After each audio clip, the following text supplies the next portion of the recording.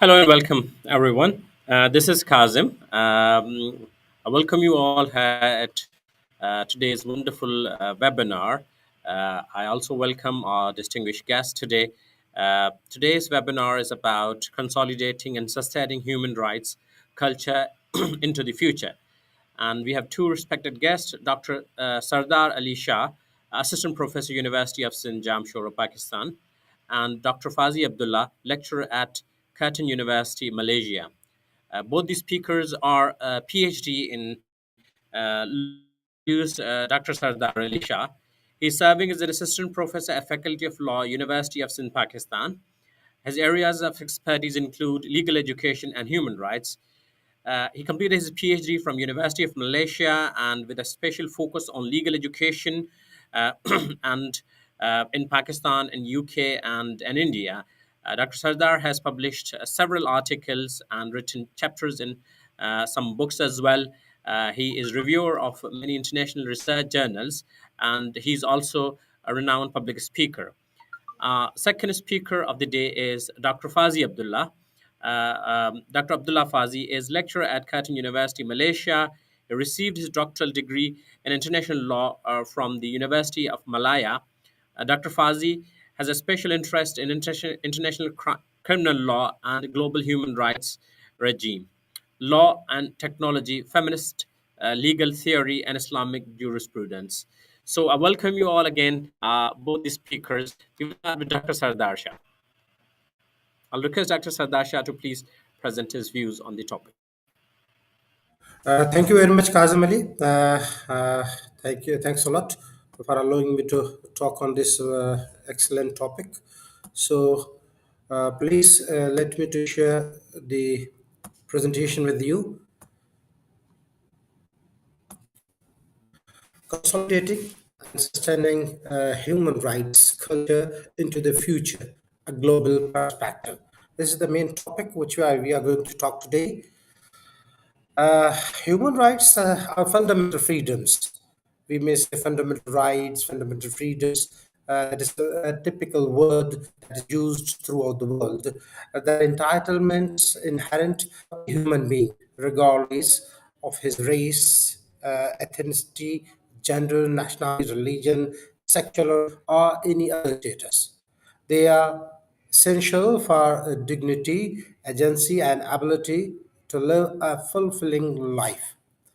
Consolidating and sustaining human rights culture into the future is a crucial for ensuring a world where everyone can thrive. This presentation will explore the key facts of the endeavor, including education, advocacy, and policy development, artificial intelligence involvement in human rights, climate change issues, and human rights. These are the main factors which are involved in the future generations human rights problems.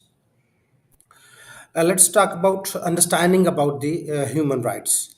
The core principle of human rights are universal, indivisible, interdependent, and interrelated. For example, the right to life, freedom from torture and cruel treatment, freedom of expression, freedom of religion, freedom to education. I say right to education and right to work, right to health. Number two is education for human rights culture. There are two basically education which are we are being taught in live. Number one, formal education that is integrated human rights principle and values into the level of education. Other is informal education that utilization community program, workshops, media campaigns to raise awareness. For example, the Universal Declaration of Human Rights as a teaching tool, role playing activity to explore discrimination, film screenings, and discussion on human rights issues. This Universal Declaration of Human Rights is one of the basic document for human rights after a long time in the history of human rights. So this is one of the basic document for human rights. Advocacy and activism, raising awareness, Public campaigns, social media mobilization, community events, holding government accountable, monitoring human rights value violation, fulfilling complaints, and engaging in peaceful protests, supporting human rights defenders like providing source training and protection. For example, Amnesty International. Amnesty International is one of the leading non-governmental organization which is working for human rights throughout the world. It is, you may say, one of the watchdog towards human rights issues. And other ones are Human Rights Watch, International Campaign to Abolish the Death Penalty. Now, let's talk about the policy development and the implementation, enacting legislation, creating laws that protect and promote human rights. This is one of the basic responsibility of every state to create or to legislate some laws which are basic protect the basic right of every citizen. Establishing independent institution, yes, this is also one of the responsibility of every state, every government to have some institutions like National Human Rights Commission and Ombudsman. And our country, Pakistan, we have both of the institutions work properly, but even then it is also need of the day that they improve them. International cooperation, ratification of human rights treaties, and participation in UN mechanism. For example, the Convention on the Elimination of All Forms of Discrimination Against Women, the Convention on the Rights of the Child, and the International Criminal Court. Elimination of the all forms of discrimination against women, and especially the Convention of Child Right, they are both very much important documents for the protecting these vulnerable communities, these vulnerable people like women and children. They require more attention, especially when they are alone and they are in some trouble, life in the trouble, like wars and other activities. Now, let's talk about some challenges and what are the opportunities. Global inequalities and political conflicts, addressing human rights violation in complex emergencies and fragile states. Like nowadays, we know that some of the countries are facing war situation. In that particular emergency situation, the violation of human rights are at the peak. So it needs to what can you say very quick response on these emerging technologies, these balancing the benefits of technology with the protection of human rights, power dynamics and vested interest, overcoming resistance from the powerful actors who benefits from the state's status quo. For example, the rise of surveillance technologies and the region of privacy rights, the impact of climate change on human rights, corporate accountability for the human rights violation. Moving forward, building a global environment movement, strengthening the collaboration and the solidarity among the diverse stakeholders. Yes, there is a need for strengthening the collaboration because many of these stakeholders are doing the work individually and they require to combine and get together to work with the strength. Investing in long-term solutions for building sustainable institutions and programs. That's the one of the basic requirement of uh, protecting human rights. That building sustainable institutions and programs, empowering individuals and communities, fostering participation and ownership of human right initiatives. Individuals, being individual, they are some of the countries are also working. Philanthropist people are working for the protecting of human rights. Yes, but even though they are required some, what can you say, help and legal, moral, and physical support. The crucial role of consolidating and sustaining human rights culture in light of global concern like artificial intelligence, advanced technologies, and climate change. The potential benefits and risks these advancements pose the human rights, emphasizing the importance of ethical and considerable consideration and proactive safeguard.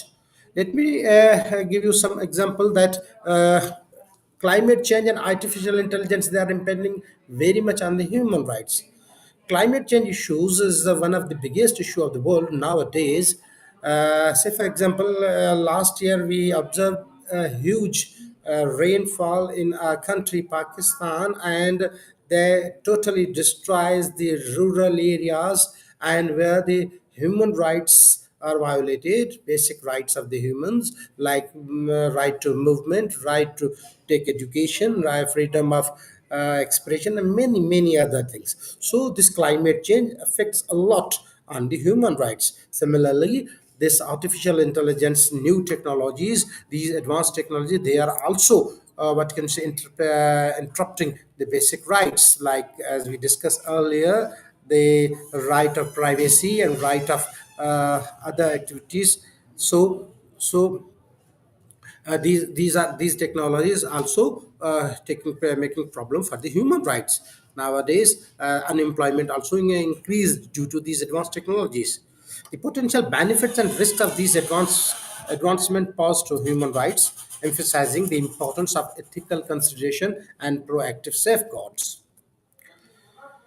The evolving landscapes of human rights, emerging technologies like artificial intelligence and advanced data analytics significantly impact various aspects of our lives, including employment, healthcare, and surveillance. Climate change poses an unprecedented threat to human rights, displacing communities, jeopardizing livelihoods, and spreading the existing inequalities. These advancements requires a real evaluation of human rights framework and development of a robust mechanism to ensure the protection of in an evolving world. Artificial intelligence and human rights, opportunities and challenges. Opportunities: artificial intelligence can improve access to healthcare, personalized education, and enhancing public service. It can assist in disasters response and environmental monitoring. Artificial intelligence can accelerate scientific research and contribute to the economic growth. At the same time, artificial intelligence, because of artificial intelligence, there are some challenges that human beings are facing nowadays or maybe face in the future, like algorithmic bias can lead to discrimination and exhibit inequality. Automation can lead to job displacement and economic instability. Artificial intelligence powered surveillance can upon privacy and freedom of expression. Yes, artificial intelligence also making the human being a cripple for about the physical and mental work. Advanced technologies and human rights, balancing benefits and the risks. Biotechnologies, personalized medicine, and improved disease prevention. Ethical concerns regarding genetic engineering and human enhancement. Need for the robust regulation and public discourse. Cybersecurity, increasing dependence on digital infrastructure necessitates robust cybersecurity measures. Cyber security threats can impact national security and individual privacy. International cooperation is crucial to address threats. Nowadays, there is a cyber war between the world, between the countries. So the generation going to face the fifth or sixth generation, which going to the new issues. One of them is cybersecurity, globalization and commitment. Global collaboration and commitment. The international community must work together to develop ethical guidelines and regulations for artificial intelligence and advanced technologies.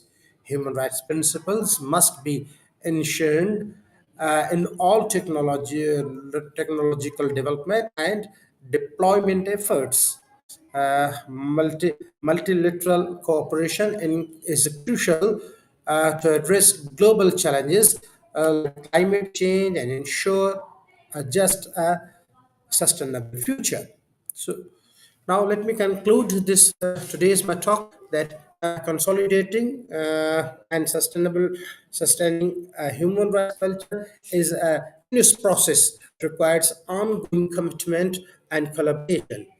By educating them ourselves, advocating for change and government accountable, we can work towards a future where human rights are respected and protected for all.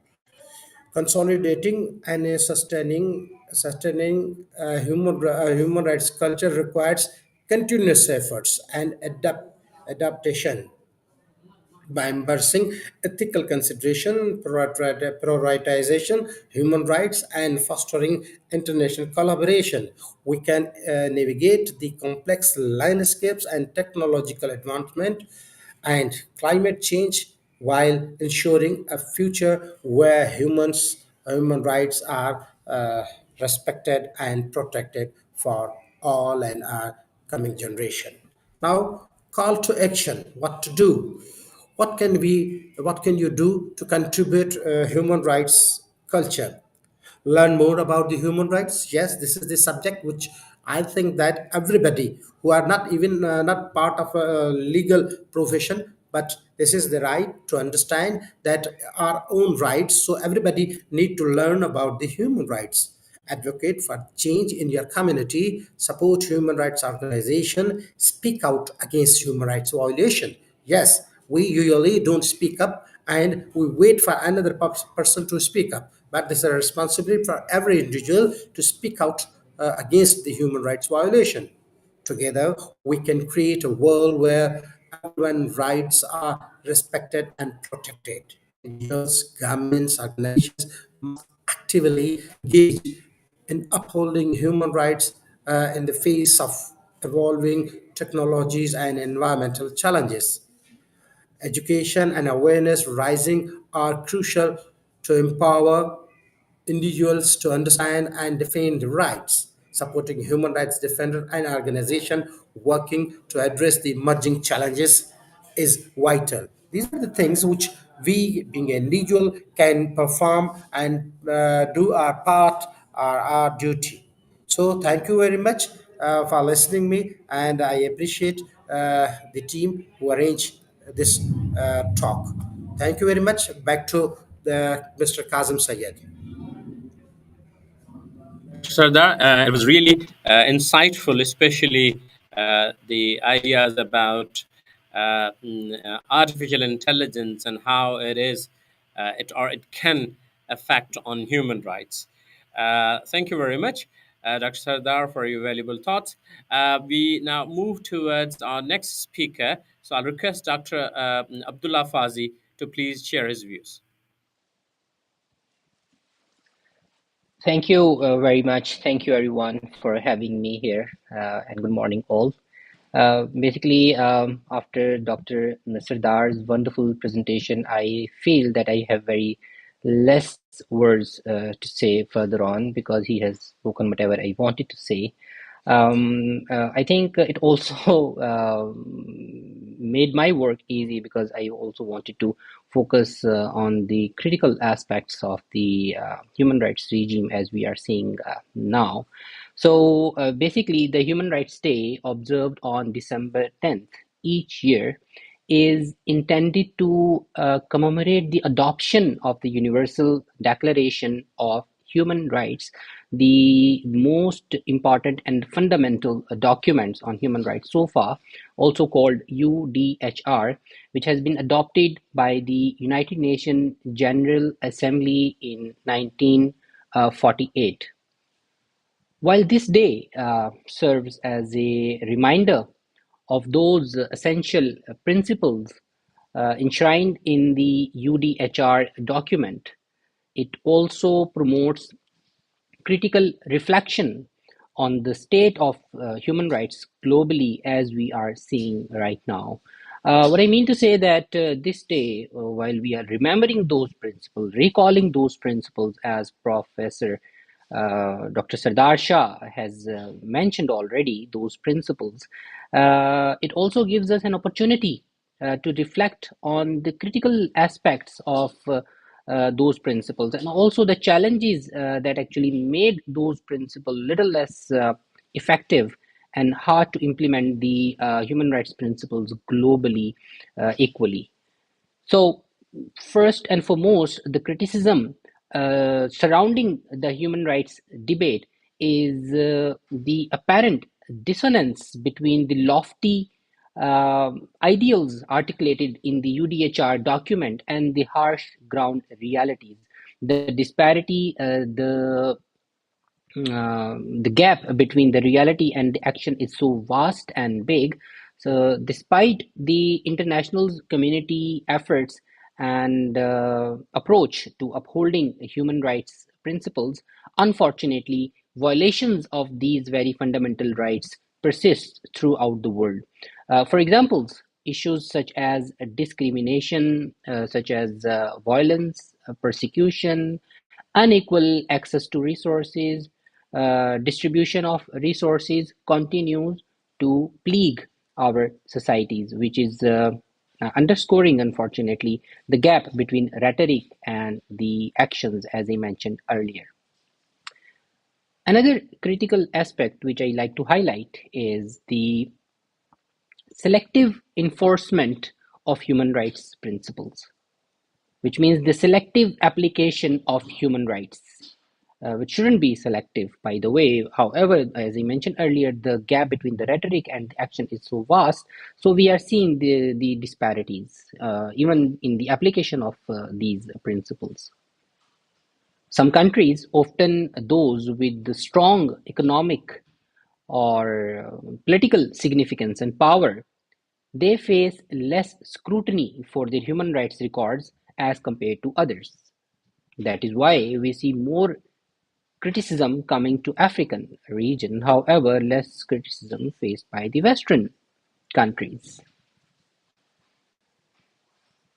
And because of this, lack of consistency in addressing and raising voice against those violations weakens the credibility, overall respect, and effectiveness of international efforts to protect human rights.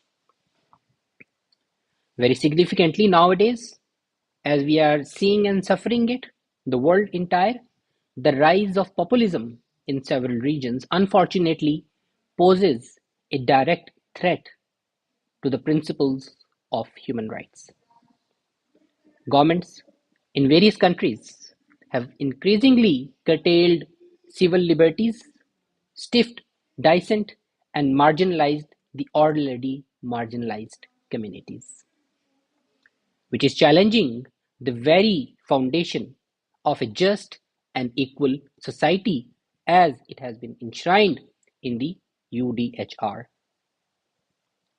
With this, the role of non-state actors, I'm not talking only about the terrorist organization, but also it includes the multinational companies, multinational corporations, private entities, also merits scrutiny. So, cases of corporate exploitation, harsh labor, limit to freedom of expression, social media censorship on the various critical and political issues, environmental degradation, and labor abuses highlight the need of a comprehensive approach that considers not only state actions but also impact of private entities on human rights. That is why these private entities and corporations should have been answered and equally responsible for the state of human rights, what we are seeing right now. Lastly, there is a strong need, I believe, to consider, respect, and acknowledge the version of moral and legal values of Eastern countries, of East Asia, Muslim countries, Middle East, Africa, in the international instruments to ensure inclusion of all. Because right now, what we are seeing, the human rights we have in the UDHR is mostly Eurocentric. We need to include the version of rights, the version of values, the version of law from all countries, not only from the Western countries. And this would enhance the overall observance of human rights in the world. So, in conclusion, I would say while Human Rights Day serves as an annual reminder of the importance of human rights, it should also serve as a catalyst for a critical self examination for its continuous improvement. And therefore, the global community must acknowledge the gap between rhetoric and the reality, and by doing that, address the selective application of human rights principles and confront the challenges posed by populism and corporate interests. Only, in my view, through collective and sustained efforts, as we have this topic today, we can hope to bridge the divide between the ideals of UDHR and the lived experience of people around the world. Thank you very much.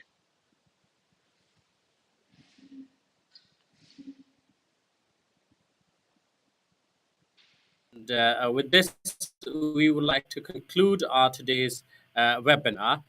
If anyone wants to get a certificate for today's webinar, you can log into our website www.estudybox.edu.com. Sorry, yeah. And if there is anything else would like to say about, please drop us an email or just comments on our YouTube channel. Again, I'm really thankful to both the speakers, Dr. Sardar Shah and Dr. Abdullah Fazi, for their valuable time and effort. Thank you very much.